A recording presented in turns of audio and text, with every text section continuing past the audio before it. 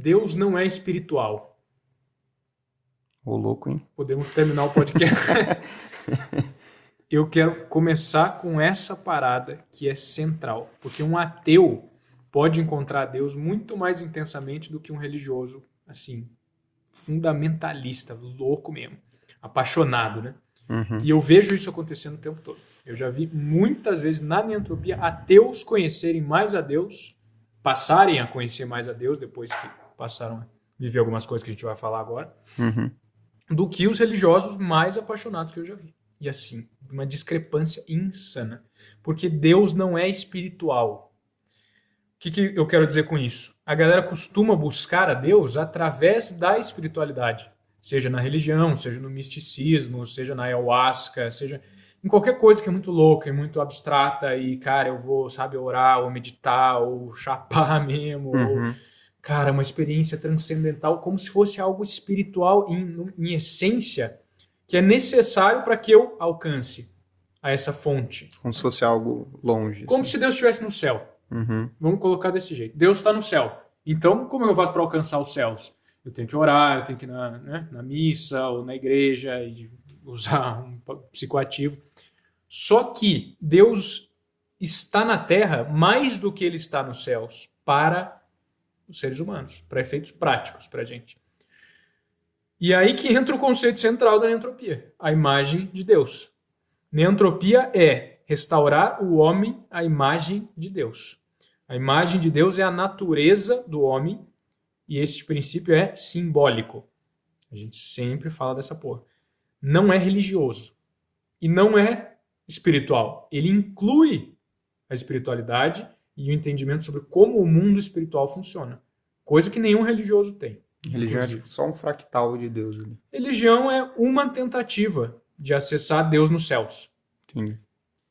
E aí a parada é a seguinte: por a religião e o misticismo e, enfim, né, essas formas mais tradicionais de tentar se conectar com Deus já terem essa característica de entender que existe, que ele está lá longe, ele precisa ser acessado através de algum canal muito abstrato, muito louco, elas acabam se distanciando absurdamente da forma mais concreta de Deus para a gente, que é a imagem dele.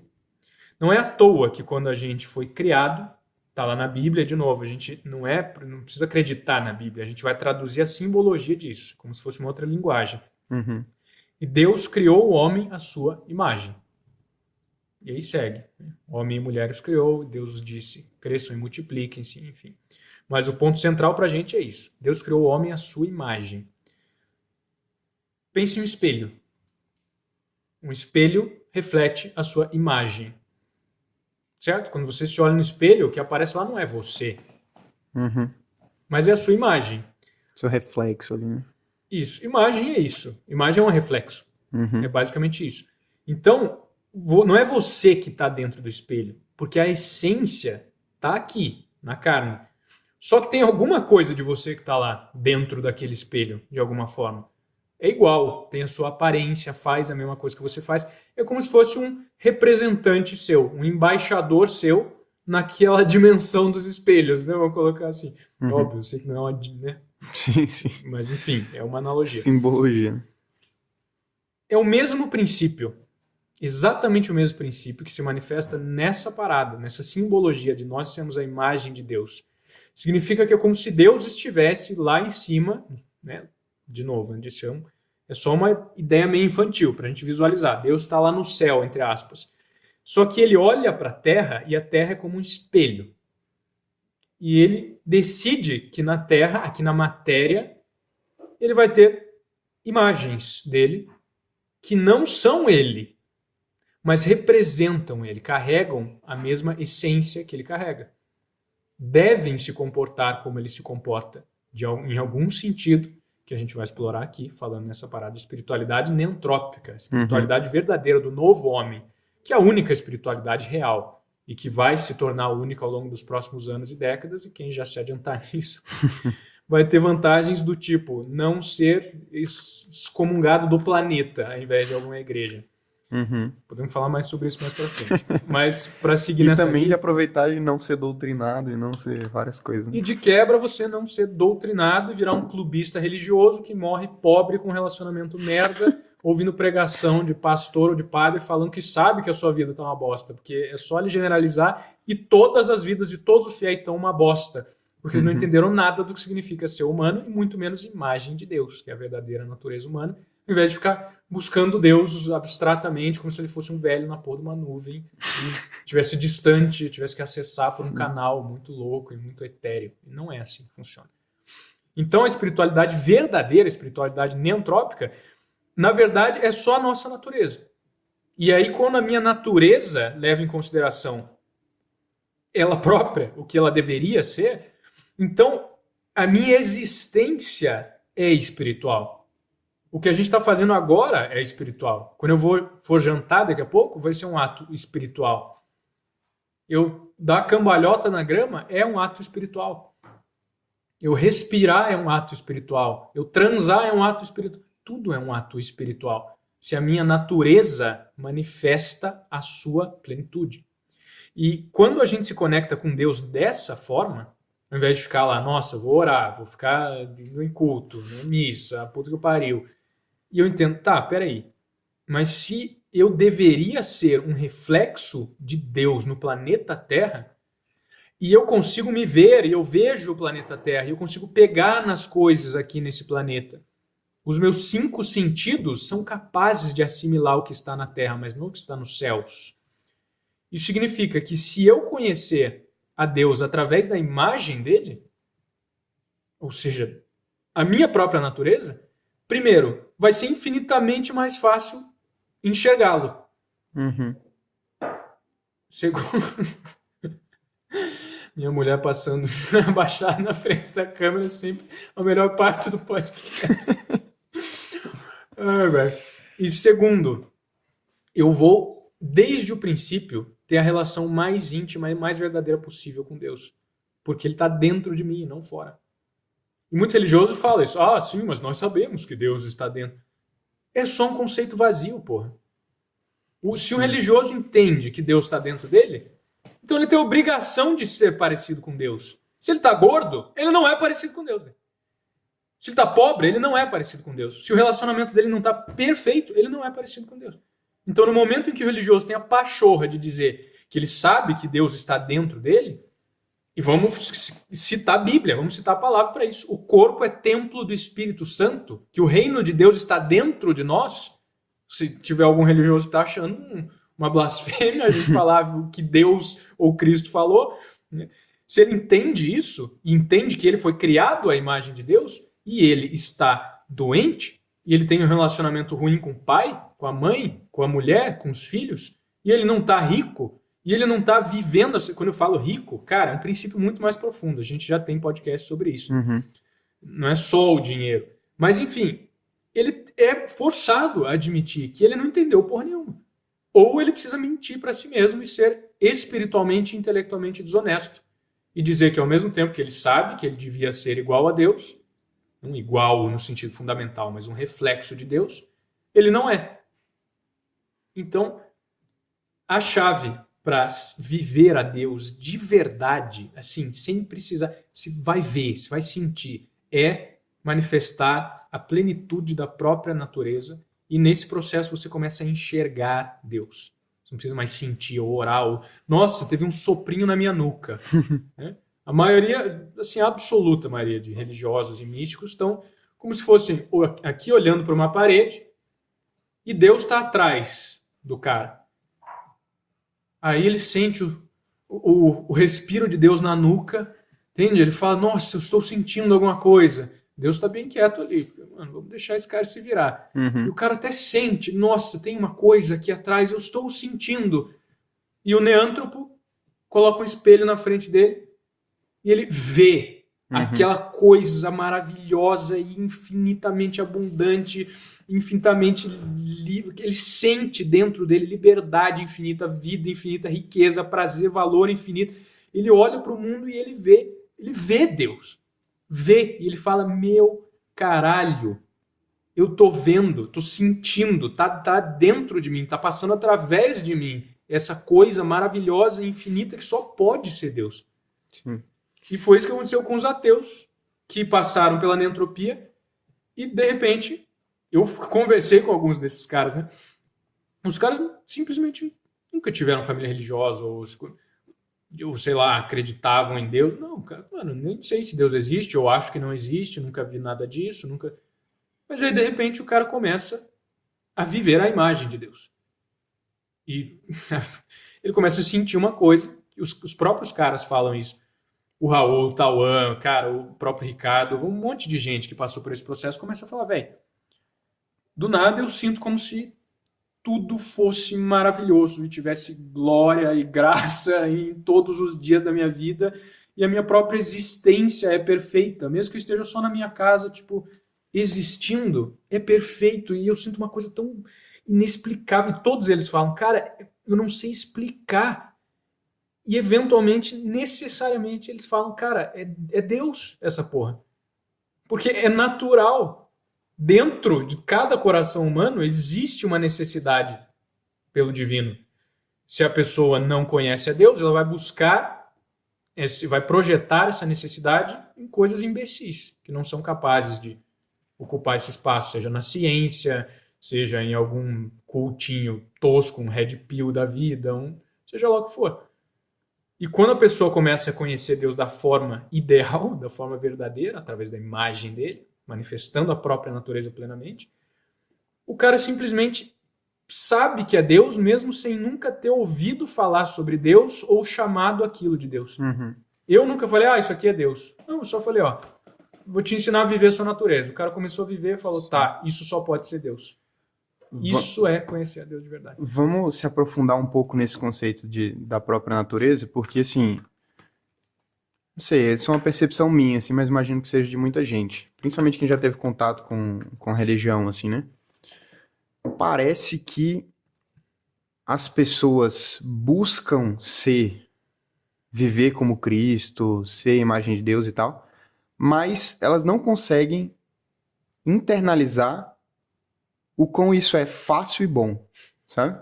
Tipo, parece que é uma coisa assim, cara, eu tenho que lutar contra as minhas tentações, eu tenho que, cara, é custoso, é difícil, eu tenho que colocar rituais na minha agenda, eu tenho que estar na igreja sempre, eu tenho que estar jejuando, orando, porque senão a minha natureza é ruim, é falha, é problemática, é difícil, né?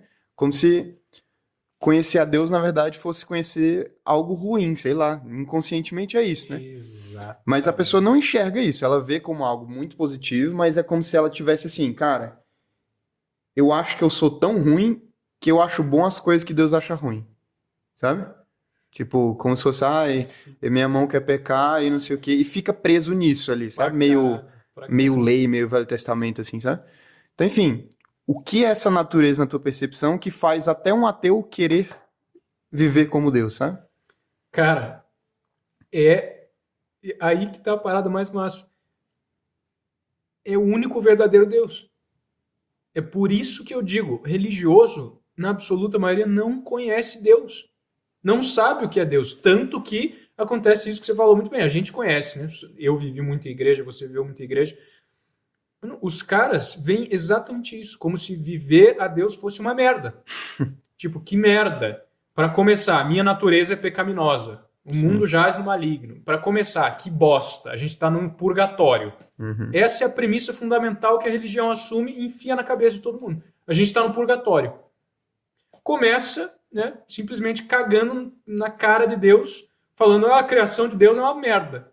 Ele botou a gente nesse purgatório de bosta porque Adão comeu a maçã. Essa é...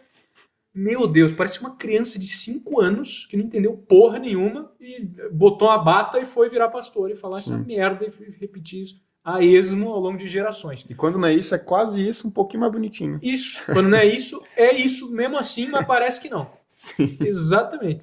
Aí, então, primeiro... nossa, que merda. A gente está no purgatório, a terra, o inferno, tudo é uma bosta, eu sou uma bosta, minha natureza é uma bosta. Se o cara tá falando isso, ele tá falando que Deus é uma bosta. Uhum. Se Deus criou ele à imagem de uma bosta, aliás, se a imagem de Deus é uma bosta, Uhum. certo? Quer dizer que Deus é uma bosta. Essa é a premissa fundamental que está por trás de todo religioso que aceita essa imbecilidade de que o mundo é horrível, ou que ele é fundamentalmente ruim, ou alguma coisa assim. É uma ofensa a Deus. Eu vejo como se fosse assim, essas pessoas, não sei, na minha percepção, não entenderam que veio Cristo, né? Tipo, como se fosse assim, cara, beleza, teve uma queda, mas não teve uma recuperação da percepção de você ser agora a imagem de Deus de novo, sabe? Cara, como se fosse isso. E eu acho que mesmo antes de Cristo, velho.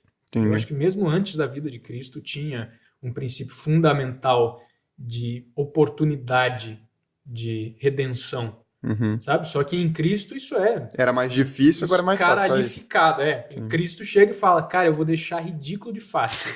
Sabe? Tipo, dá o cheat do jogo aqui. Já dava pra fazer. Sim. Você vê uns caras, rei Davi da vida, assim. Sim. Mano, os caras simplesmente, os grandes do Velho Testamento, cara, pega Abraão, Elias, Davi, enfim. Faz sentido. Né? Moisés, os caras eram simplesmente infinitamente abençoados até o talo. E, eram escolhidos de Deus. Tá, mas o que é um escolhido de Deus? Todo mundo é escolhido. Tinha um cara muito foda que era escolhido de Deus. Muito foda, mas e Davi? Que era e os caras que eram uma bosta e Deus foi lá e colocou, ajeitou o cara, né? Isso. Cara, Davi era um fudido. Muito devoto, mas um fudido.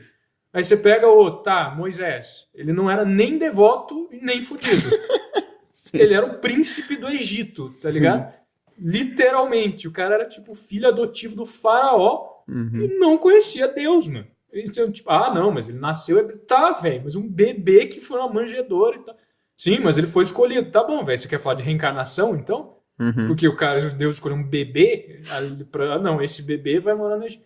Então tem um princípio de não merecimento nesse sentido que a gente entende, mas um princípio de, cara, oportunidade de redenção através de seja lá o que for. Eu considero isso de buscar manifestar a própria natureza, a imagem de Deus. E talvez no passado isso era muito mais relacionado a uma devoção fervorosa mesmo.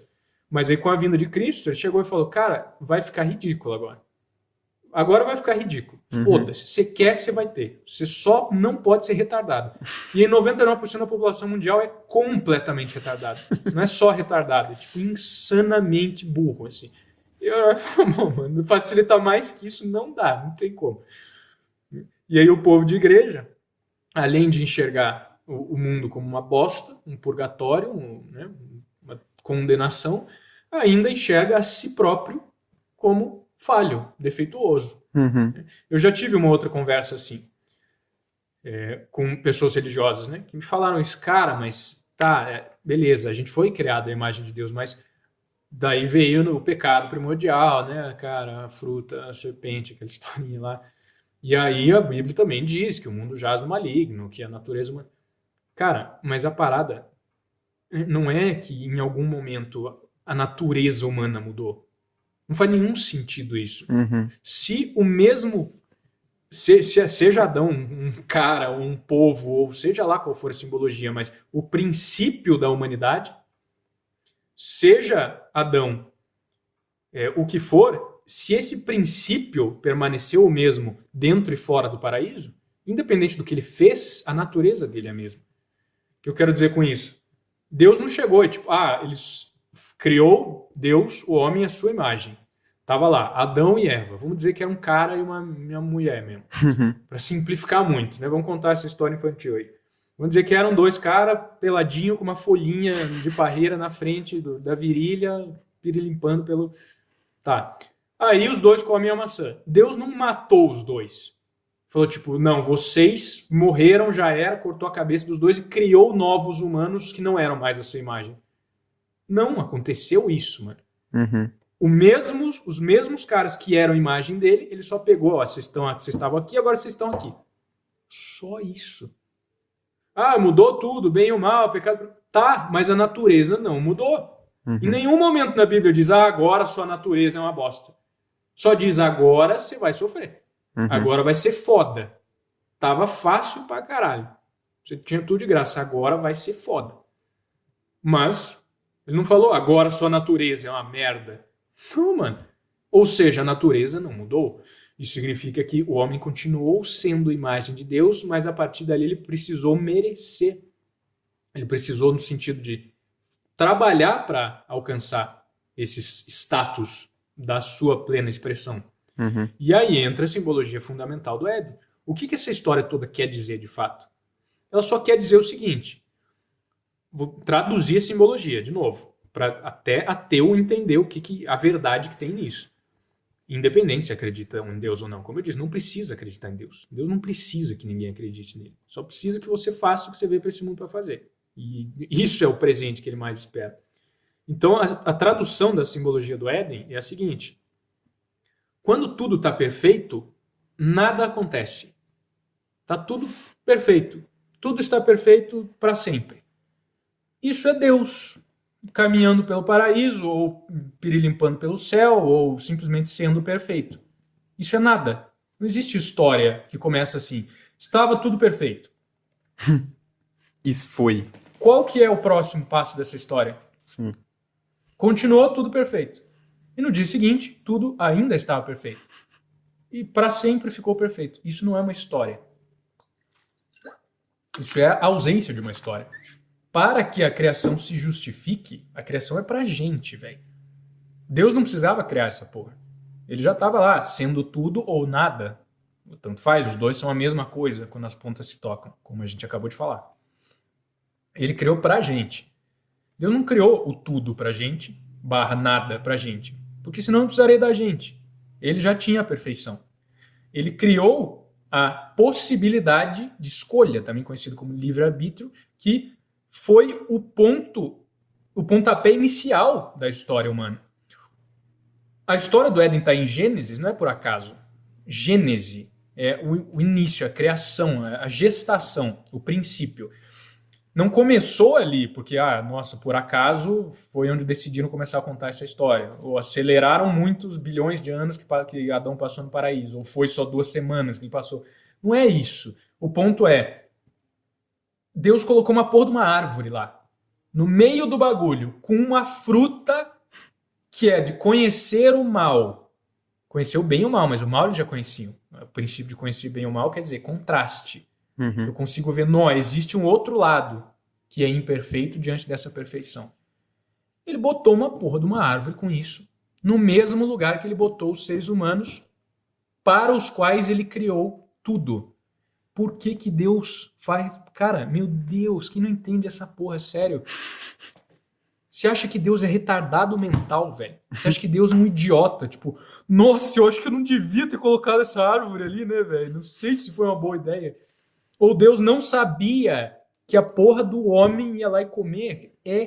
Cara, se você diz isso, você tá dizendo que Deus não é onisciente. Uhum. Não só não é onisciente, mas é mais burro do que qualquer pai de uma criança de 3 anos.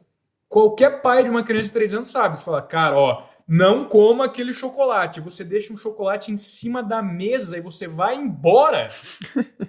Você tá dizendo que Deus é idiota, velho. Você só pode, você tem que admitir. Você é forçado a admitir. Realmente, eu tô dizendo que Deus é um trouxa. Então fale isso pra Deus. Deus, eu acho que você é um trouxa mesmo, porque pra fazer essa merda não é possível. É claro, qualquer pessoa com 1,6 neurônios é capaz de entender que foi de propósito. Foi de propósito. Era para acontecer. Deus colocou aquilo ali para que a humanidade começasse. É ali que começou.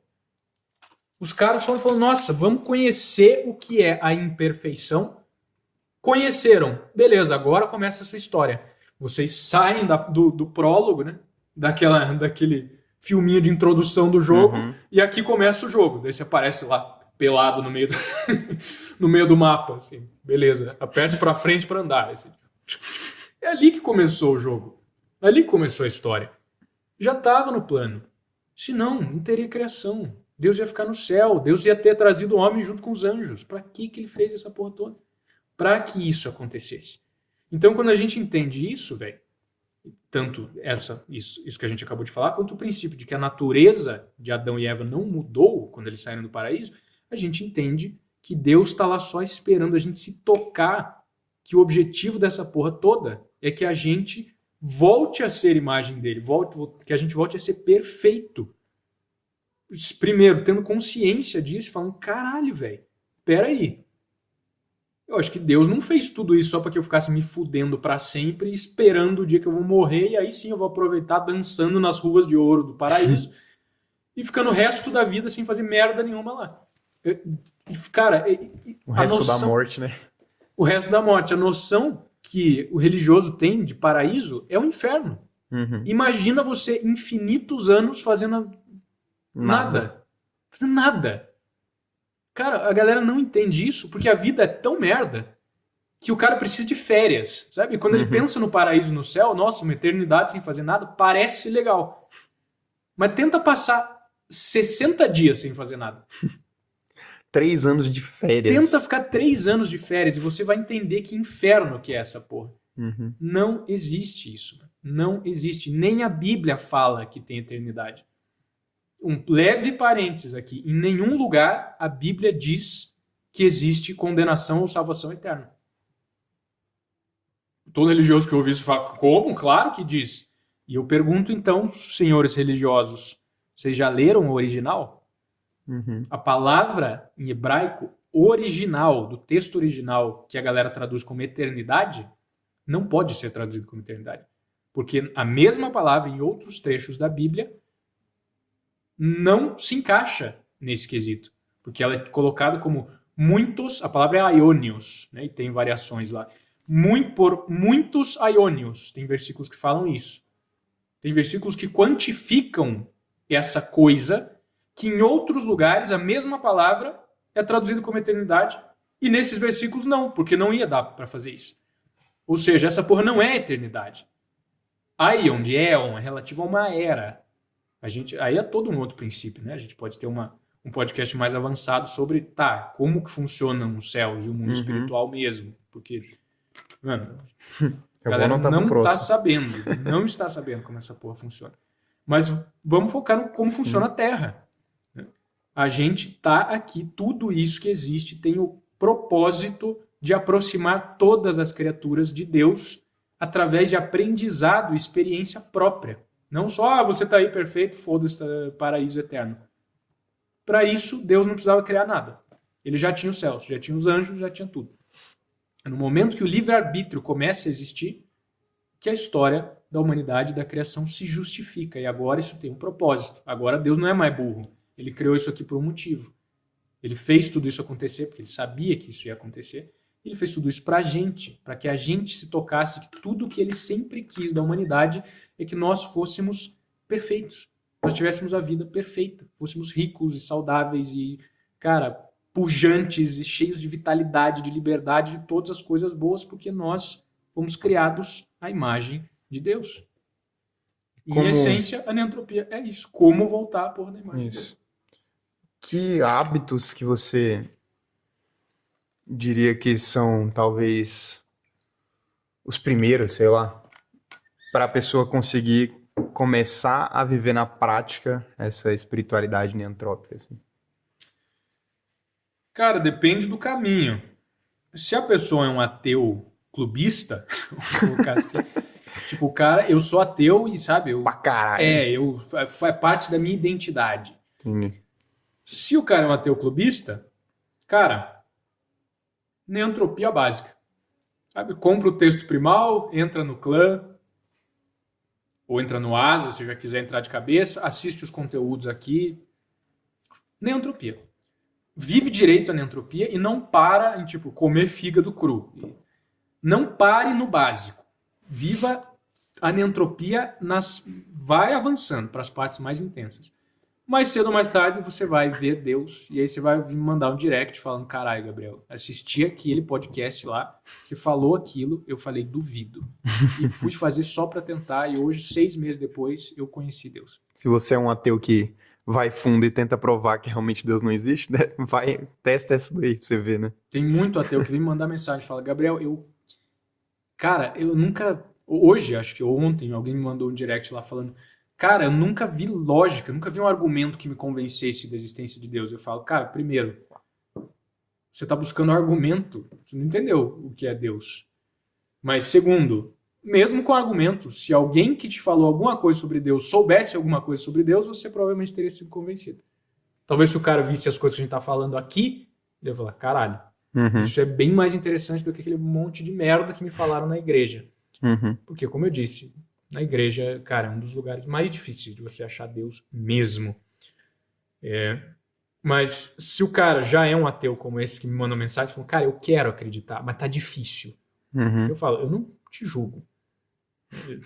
Na verdade, tá difícil porque você é um cara inteligente. A real é essa. Foi o que aconteceu lá no podcast, no Sem Groselha, né? No primeiro. Não, você foi no segundo. Foi no segundo. Que foi a primeira vez. Eu tava lá com o Fermento e o Gabriel, que fica nos bastidores, né? E a gente tava falando sobre Deus.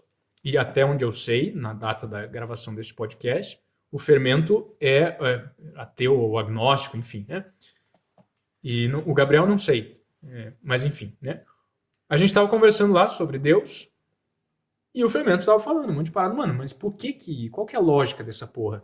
E foi me perguntando. E, cara, qualquer religioso ia falar, não, mas é porque exegese bíblica, depende, né? Se o cara for católico, ele vai chegar lá com uma polo, com a golinha aqui, uma vara enfiada no rabo, e falo, não, porque exegese, de acordo com Santo Agostinho, não sei o que, vai falar um monte de merda que ele leu em algum lugar. Se for um evangélico, muito provavelmente vai falar, então, cara, mas é que Cristo isso, Cristo aquilo, Jesus isso, Jesus aquilo, que tá escrito na Bíblia e tal. Enquanto isso, outro cara tá falando, eu caguei pra Bíblia. Foda-se a Bíblia. Quem disse que eu acredito na Inclusive, Bíblia? o Fermento falou isso. Eu comecei a falar da Bíblia, não por causa disso, mas eu tava citando outra coisa. Ele falou, tá, mas por que eu sou obrigado a achar que essa porra desse livro vale alguma coisa? Sim. E eu olhei pra ele e falei, você não é obrigado. Esse é o ponto. Véi, aí já muda tudo. Sim. Se eu entendo que se o cara só ouviu um monte de idiota falar que a Bíblia faz sentido, é claro que o cara vai achar que ela não faz. Porque ele é um ser humano decente, não endiabrado, não tá possuído, não tá, nossa, ele está caído ou distante de Deus. Pelo amor de Deus. E se quem leu parece que sofreu uma lavagem cerebral e não pensa mais, né? Por que eu vou querer a mesma coisa? Exato. Então, às vezes, o ateu é o cara mais inteligente. Porque ele olha e fala, meu Deus, esses caras estão com um problema sério, mano. Eles não estão entendendo, não questionando Tudo porra estranho, né? Os caras estranham pra caralho. Pois é, mas não tem ninguém que chegue e fale igual gente. Mano, eu vou falar igual uma pessoa, não igual um clubista, não igual se eu estivesse tentando te vender. Rinode. Eu não ia falar, porque eu não sei se a gente pode falar essas porra, mas enfim, né? Eu não tô tentando fazer um esquema de pirâmide com você, mas esses caras estão. A real é essa, né? A maioria, óbvio, tem exceções, mas eu tô falando da regra. A exceção só comprova que existe uma regra. Então, a gente tava conversando e, cara, simplesmente fui falando. Ele foi falando, mano, mas eu não vejo sentido nisso. Eu falei, eu entendo que você não vê sentido nisso. Mas simplesmente fui trazendo, não que tá na Bíblia ou sei lá o quê, mas uma conversa franca, falando da realidade. Em um determinado momento, a conversa chegou num ponto que ele falou, caralho, velho, faz sentido essa porra. Eu nunca tinha pensado nisso, nunca tinha ouvido alguém falar isso antes. E aí depois, né, que terminou o podcast, o Gabriel lá falou a mesma coisa. Falou, cara, aquela hora você explicou Deus, velho. Eu fiquei tipo, caralho, que porra é? Mas aí assista o podcast. Esse podcast vale a pena assistir só por causa disso. Foi uma bênção. Foi muito massa. Isso foi muito massa. De verdade. Naquele dia eu saí lá, fui olhar todos os números iguais no carro. Distância de casa no GPS, 7,7 quilômetros, eram, sei lá, 12, a quilometragem tava tipo 7777777. Cara, foi um dia bem forte assim mesmo. Mas enfim, né? Tudo isso, cara, porque eu simplesmente falei com uma pessoa. Sabe? Eu li uma pessoa e falei com uma pessoa. Sim, é claro que você não acredita nessa porra. Porque esses caras não entenderam nada. E tudo bem você não entender nada, na verdade, porque você é inteligente. Você viu que isso não faz sentido e questionou. Então, basta que alguém chegue e mostre uma visão humana, e não espiritual, e não religiosa. Então, para quem é ateu, né, voltando para amarrar essa parada, pega essa visão. Entende, voltando porque a gente falou no começo, Deus não é espiritual. Quando chegar alguém querendo te falar de pecado, puta que pariu, cara, vai tomar seu cu. Eu não quero viver embaixo de um chicote celeste. E tá tudo bem. Todo religioso que ouve essa merda fala, ai, você interpreta a Bíblia como você quiser. Ai, cara, você é pobre. Cara, você é pobre, mano. Você é gordo. Cara, sua testosterona é 300. Cala a boca, velho. O cara não sabe viver, mano.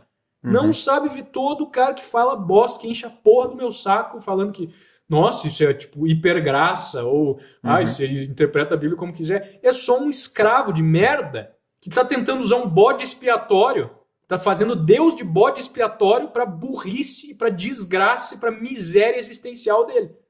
Pra ele ser bem sucedido em alguma coisa, né? É, porque daí ele fala, não, mas pelo menos eu vou pra igreja, pelo menos eu oro, pelo menos eu leio o Santo Agostinho. Pau no seu cu 1000 vezes. Foda-se você. Os mestres da lei lá. Os mestres da lei, neo-fariseu, fariseuzinho moderno. Ai, nossa, mas eu tenho domínio de Deus, eu sei quem é Deus, vocês não sabem. Nossa, olha aquele cara ali, olha o que ele tá fazendo. Nossa, ele tá dando comida pro pobre. Ai, que nojo. É nessa linha, velho. Cadê as obras desses caras? Não tem merda nenhuma pra mostrar, velho. Tem merda nenhuma pra mostrar. Vai chegar, se fosse do jeito que o cara acredita, vai chegar lá em cima, tem uma filhinha no céu, e tá São Pedro com a bata e com a arpinha lá. Eu vou falar, e aí, me mostre as suas obras. O cara vai abrir um livro, fui na igreja 400 vezes. Eu vou falar, nossa, parabéns, vai pro inferno! Ridículo, velho. Patético, mano. Patético. É o tipo de gente que nunca mudou a vida de ninguém. Esses caras que vêm e falam, não, mas na verdade Deus quer que você se foda e ele vai te condenar, e se você não tá vivendo debaixo da lei, você não entendeu nada. Não muda a vida de ninguém. Mas você pode pegar qualquer cara desses, vai ser um boçal que nunca teve uma pessoa olhando pra ele e falando, cara, obrigado, você mudou minha vida. O trabalho que você fez, o tempo que você dedicou, pra mim, me abençoou, mudou minha vida. Nunca. E as pessoas boas que estão dentro da igreja, como que você direcionaria elas assim? Cara, a pessoa boa que tá dentro da igreja, de duas uma, ou tá satisfeita. Eu conheço pessoas muito próximas, que são incríveis e estão dentro da igreja. Não tem problema nenhum. Mas eu te digo, primeiro, você tá satisfeito? Cara, pode ser o seu caminho nesse momento. Tudo bem. Não tem problema. Ninguém é obrigado, nossa, vai ter que viver na entropia agora para encontrar Deus. Não é isso que eu tô falando. Mas se você quer mais da vida, velho, e assim, eu vou jogar uma palhinha aqui lá naquele momento que você tá tomando banho, sabe? Ou quando você deita na cabeça no travesseiro, mesmo que seja uma pessoa boa, que tá na igreja e tá satisfeita, dá pra ter mais, né? Se o cara conhecesse o que dá pra fazer... Não dá pra viver melhor, velho. Não dá pra ter mais dinheiro, ou passar menos sufoco financeiro, ou o cara ter um relacionamento mais massa. Eu sei que dá. Eu sei que dá. Meu amigo religioso, eu sei que dá.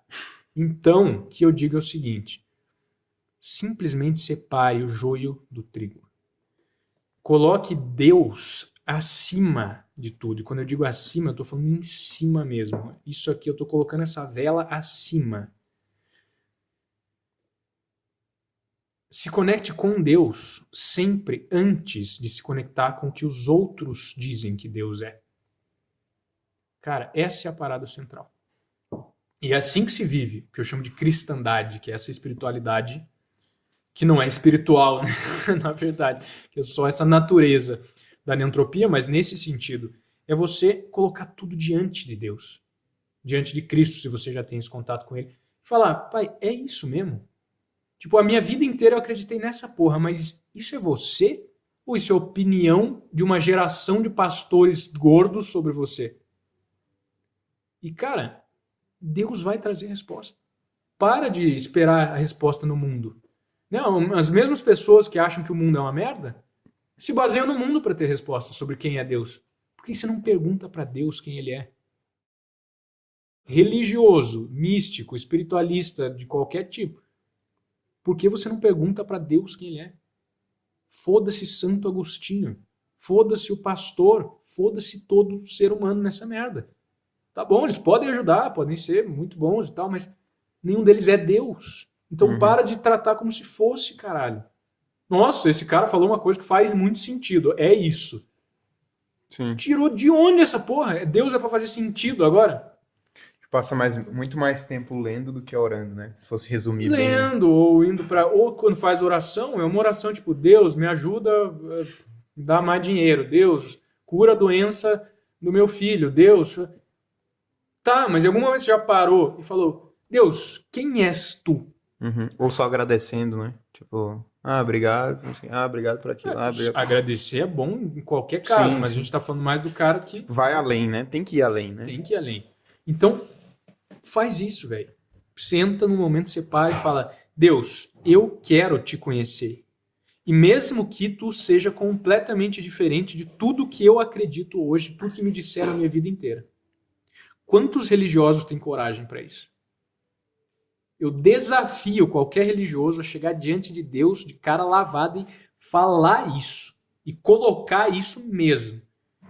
Chegar e falar: Deus, se tu é completamente diferente de quem eu acho que é, se tudo que eu acredito sobre você está errado, se eu precisar mudar completamente tudo na minha vida, na minha fé, na minha forma de... Cara, no meu dia a dia, no meu trabalho, sabendo que eu estou fazendo certo, então me mostra isso e eu farei.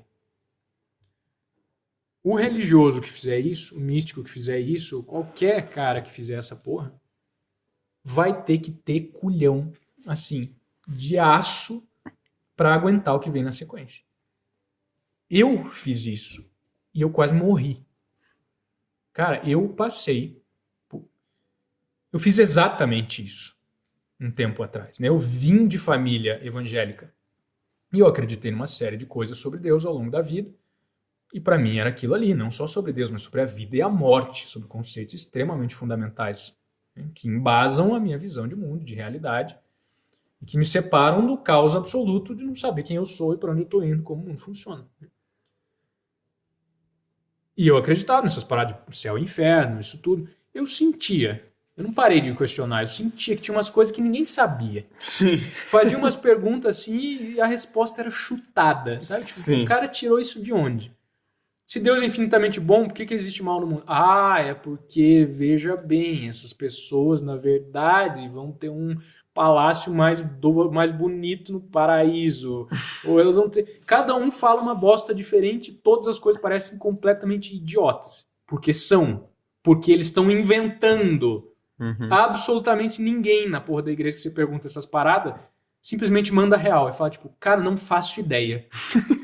Porque se o cara falar isso, ele vai vai ser forçado a admitir que ele não faz ideia. Sim. Então, caralho, de repente eu tô completamente errado. Então os caras preferem chutar um negócio, tirar do meio do rabo qualquer Porque merda. ouviram de alguém, né? Sei lá, Ouvir de outro alguém. pastor mais experiente, nossa, me falou isso. O Exatamente. livro tal da pessoa tal. Um pastor me falou isso, não foi Deus que me revelou. Uhum. E olha que coisa óbvia, mano. Então, em determinado momento, eu cheguei para Deus e falei: cara, eu vou te falar uma parada. Eu quero a verdade. E eu tô disposto a, cara, aguentar o soco na cara da verdade. Cara, eu comecei a achar coisas. Deus começou a falar comigo, começou a me mandar coisas que arregaçaram comigo de um jeito surreal. E, cara, me destruíram. Eu simplesmente fui forçado a admitir que tudo que eu acreditei a vida inteira estava completamente errado, porque eu pedi por isso. Uhum. E no momento que Deus me mandou isso, eu fui homem o suficiente para baixar a cabeça e falar: beleza, ok, pai, eu tô aqui para te conhecer e não ficar eternamente conhecendo a historinha ridícula, a novelinha que eu criei sobre quem tu é. Você consegue dar um exemplo, talvez? Consigo dar um exemplo. Reencarnação. Bom. Exemplo preto no branco. Reencarnação é a realidade. Ah, duvido, não é bíblico e tal. Não entendeu nada. Quem fala que não é bíblico é porque não entendeu porra nenhuma. A pessoa que diz que a Bíblia é contra a reencarnação não sabe nem... Nunca leu o capítulo onde está escrito essa porra. Todo mundo vai citar lá, Hebreus. O homem está mudado, morreu somente uma vez. Depois virá o juízo. Todo religioso fala essa bosta para dizer: olha só, a Bíblia é contra a reencarnação. Religioso que está ouvindo isso e usar esse argumento patético, você sabe qual é o contexto desse capítulo? Olha, é tão bom, eu sorrio quando eu pergunto isso, porque eu sei que o cara não sabe. Uhum. Eu sei que ele não sabe.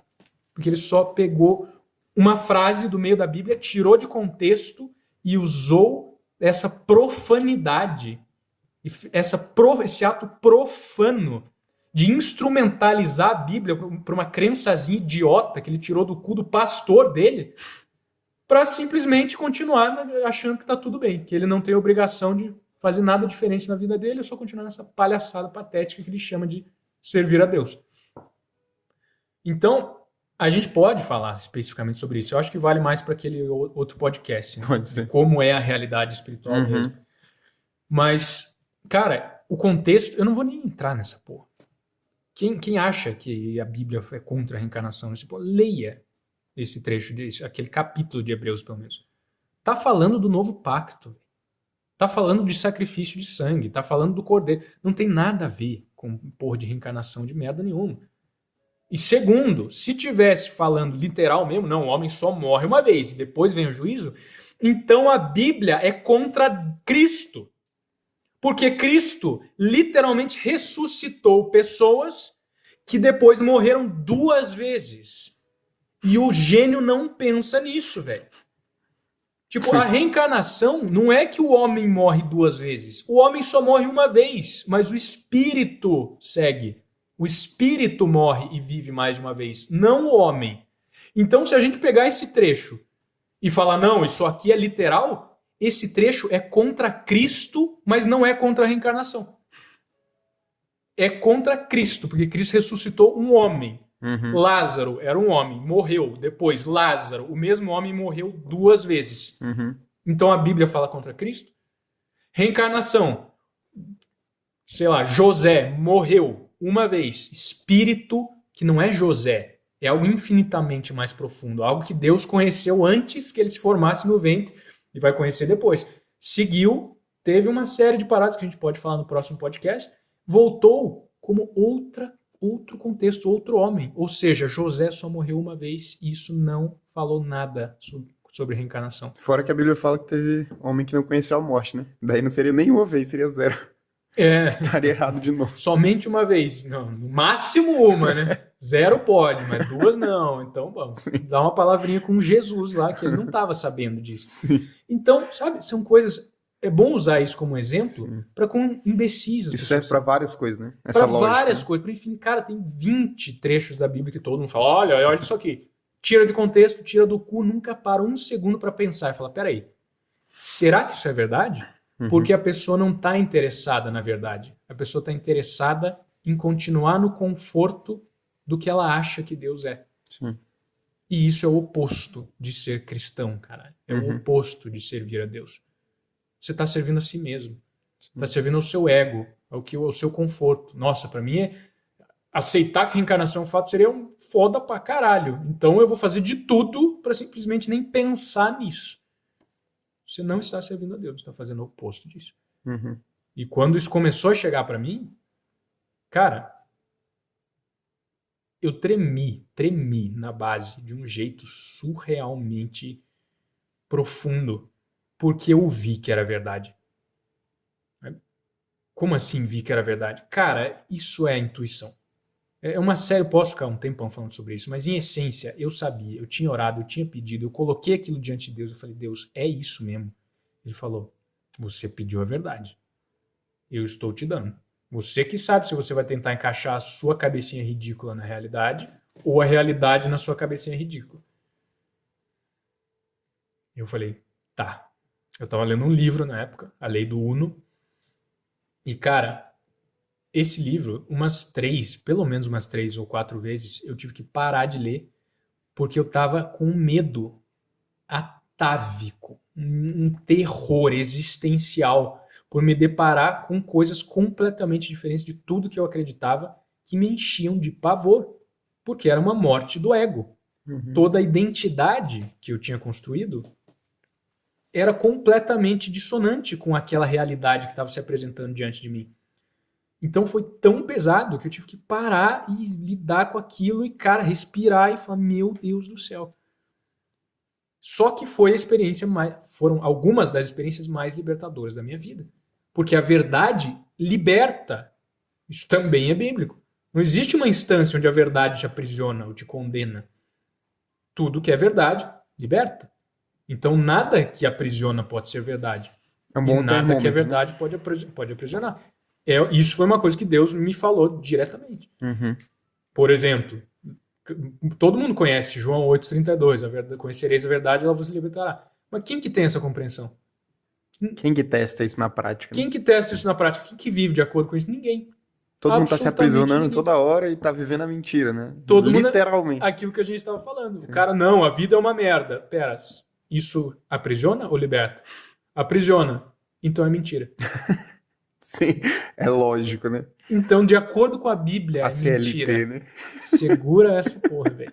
Se você acredita que a vida é ruim de alguma forma, ou deve ser ruim, ou a raça humana é falha, ou sua natureza é pecaminosa, ou tá tudo uma merda, ou a terra é o purgatório, você acredita que a verdade aprisiona.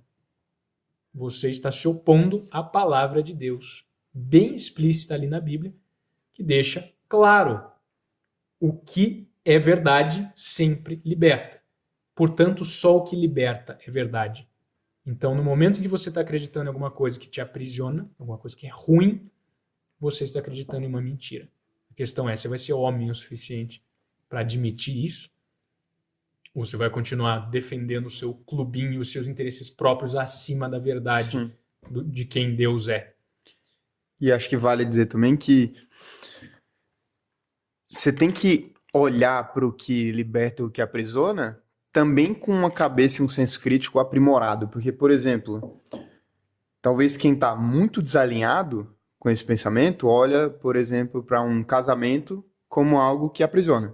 Então, relacionamentos são prisões, logo são mentiras. Só que, na verdade, o cara nem sabe o que é casamento. Nem sabe o que é relacionamento, né? Então, essas bases precisam ser reconstruídas, Pois né? é, cara, tá tudo uma merda. A parada é essa, tá, tipo, ninguém tá entendendo Tipo, nada. ninguém sabe o que é as coisas a ponto de conseguir dizer o que aprisiona e o que não. Não consegue nem sentir, parece que o termômetro tá quebrado, né? O termômetro tá quebrado, as pessoas não sabem nem o que elas querem, mano. Sim. Não sabem quem são, para onde estão indo, de onde vieram, o que é o mundo, o que é a vida, quem é Deus. Nem os mais, cara, os cientistas não sabem merda nenhuma sobre o que é ciência. Os pastores e bispos e as autoridades religiosas não sabem merda nenhuma sobre quem é Deus.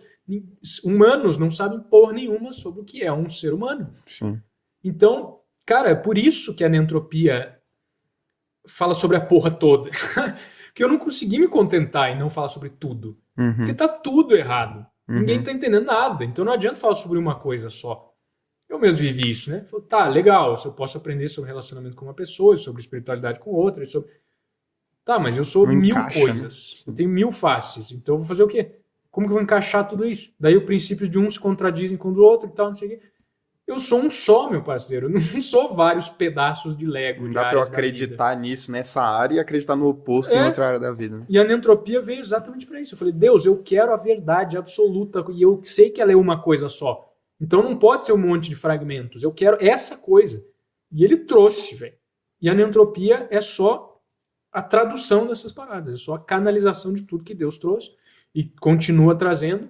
E, cara, em resumaço, a verdade é, a vida é perfeita. A gente tem graça infinita e abundante o tempo todo e o único jeito certo de viver é tudo ser maravilhoso pra caralho a todos os momentos e tudo que não tá maravilhoso tem um propósito que vai ser mais maravilhoso ainda depois. E tudo, até as coisas ruins são boas, até as maldições são bênçãos, tudo é graça e glória e bênção sem parar o tempo todo e a sua vida tem que ser isso. Se não tá assim é porque você tá se contentando com uma vida menor do que a que você nasceu para ter.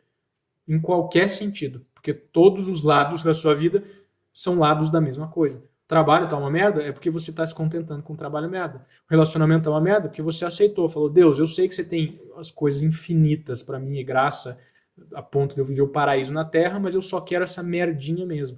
Isso vale para tudo. Em suma, a neantropia é o caminho para você tomar tudo. Eu quero tudo que Deus tem para me oferecer, a vida tem para me oferecer. Como é que eu faço para tomar?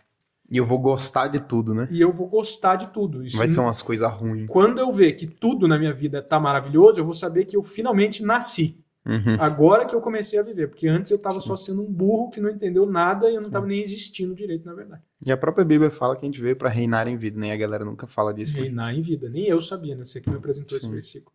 Mas, fantástico. Se pela transgressão de um só, né, a morte reinou por meio dele, Uhum. então, em resumo, pelo mérito de um só, pela redenção de um só, nós reinamos em vida. Nós podemos e devemos reinar em vida. Sim. Isso pode ser visto tanto quanto o próprio Cristo, que é mencionado ali, que abriu essa possibilidade disso ser absurdamente fácil, ou pelo menos absurdamente simples, quanto pelo nosso próprio mérito. Se Adão, seja, né, vamos considerar que é um cara, pecou e todo mundo se fudeu, significa que se você se redimir, você consegue voltar para o Éden, Uhum. paraíso na Terra. E a neantropia é isso, o novo homem, aquele que volta à sua essência, não indo para trás, mas subindo de novo no ciclo e completando essa jornada do herói que é a história da humanidade, que começou com a perfeição e foi feita para terminar com a perfeição. E qualquer coisa diferente disso é só a queda, é só um abismo, onde todo mundo se contenta em ficar parado e aprisionado, igual a porra da caverna platônica, eternamente louvando sombras e chamando de Deus. Uhum. Essa é a história humana, resumida em algumas frases. É isso. Muito bom. Muito bom mesmo, de fato. Acho que deu por hoje já. Também Deu acho. para muita coisa para absorver aí, a galera. Bom demais. Até o próximo podcast.